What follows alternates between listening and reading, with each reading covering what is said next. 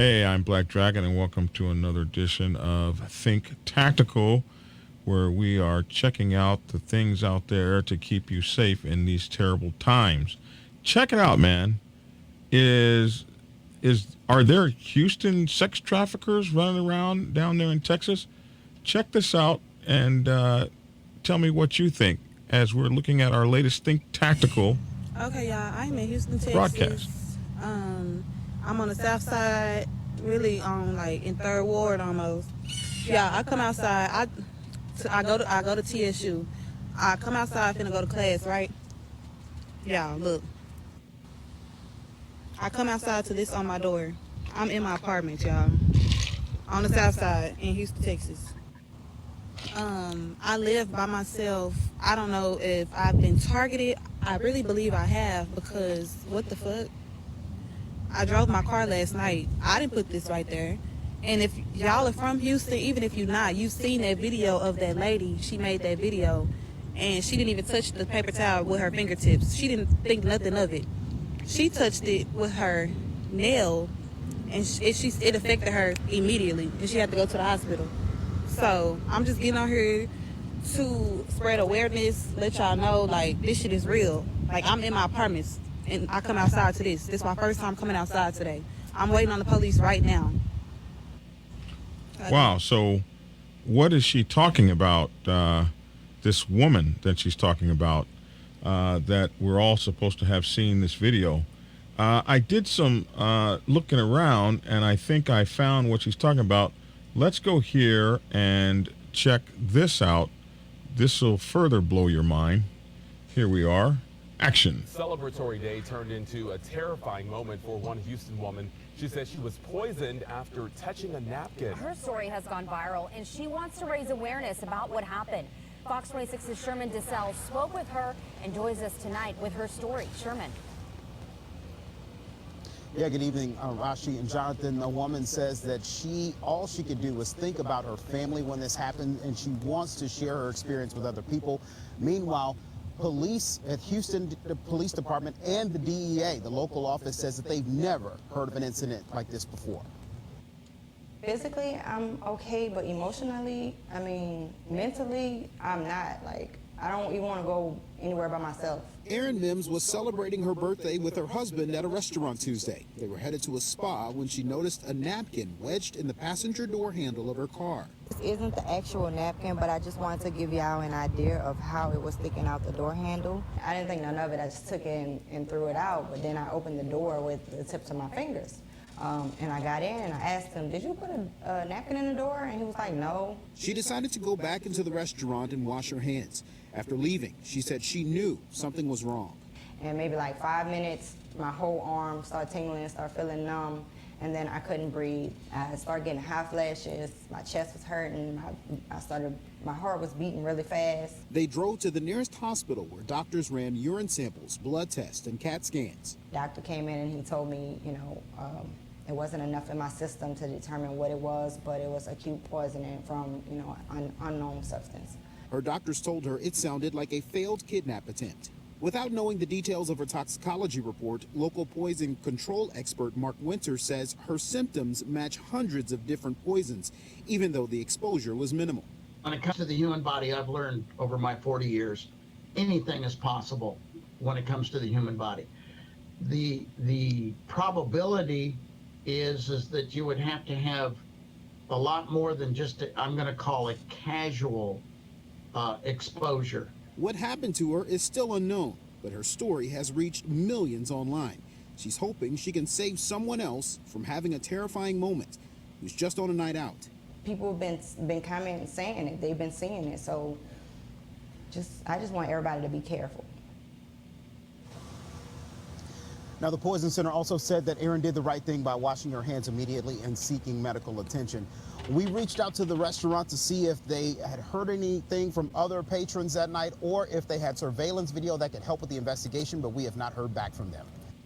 Wow. So that is absolutely crazy right there. But there's still more to this story. This young lady has a part two. Let's check that out. Okay, my loves, this is the official update. So After I called the police to come, check the napkin and remove it from my car, I had to go down to the police station. I had to make a statement. I was up there for hours. So they did test the napkin, and guess the fuck what? It was fentanyl on that bitch. So thank God I'm vigilant, diligent, however the fuck you say that, and I didn't touch it because I could have been in the hospital or even worse, dead. So they also said they're gonna try to test for the fingerprints to see if they can actually see, or get a person whoever did this. That takes a couple days. Well, actually, he said it take about 72 hours. So 3 days, I should know, if they can tell who did this or not from the fingerprints. I also took all this information to the leasing office, and they're gonna run back the cameras and try to see. It happened. It had to happen at night because I got back to my house at 10 at night. So they're gonna try to see if they can see the cameras, but I just want to let y'all know I'm not afraid. If I was afraid, I wouldn't even got on here and told y'all. I'm not scared. I want somebody to come and try it. Please. Because I got one, a hot one, and it's going to burn your ass up. Well, I'm sure she has a hot one, and I'm sure it will burn you up if she gets an opportunity to use it. A hot one, concealed carry or open carry or however you handle it, it ain't going to do you no good if you're laid there passed out next to the car. But that young lady, she was thinking tactical. Absolutely. And we give her great kudos and bravo Zulu. Listen, this young lady had it together.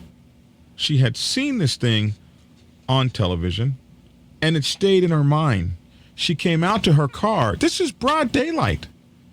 She's a woman that lives alone. You can bet you someone was tracking her, and they probably still are. It's not over for her. She needs to be even more vigilant. That person could have been sitting out in the parking lot, watching as she discovered and foiled his dirty plan. But now, she must be even more vigilant. But let's look at what she did right. First of all, she was aware of her surroundings, and women who live alone need to be. The other lady, she had the benefit of having her husband with her. But what if you didn't have your husband like she didn't? So another thing is she obviously carries concealed. So when she saw her surroundings, she saw what wasn't right. Just like the first lady. Wait a minute, I didn't put that napkin on here. But the first lady just grabbed the napkin and threw it, and it could have been her demise. She remembered from that first lady's story. She went and she saw that napkin, she backed off, and she did what you're supposed to do. She called the police, aware of her surroundings. Maybe she should have even gone back into her place. But she definitely, remembering that story, seeing that weird looking stuff, definitely was ready with her lead, with her hot one. Listen, people, the situational awareness that you practice can save your life. It's always someone else until it's you. In this case, a fentanyl-laced napkin was not the end of her. She was thinking tactical and keeping her options open, keeping herself alive, and surviving to see another day. That's what it's all about. Let me know how you would react. Give me your comments in the comment section below. Let me know, have you ever seen anything like this? Has anything like this ever happened to you? Have you ever heard of something like this happening to you? You want to always avoid the secondary crime scene because that's the one you don't make it out of alive. That's the one they're trying to get you to. Keep your wits about you. Be tactical in your movements. I'll see you next time, and always be thinking tactical.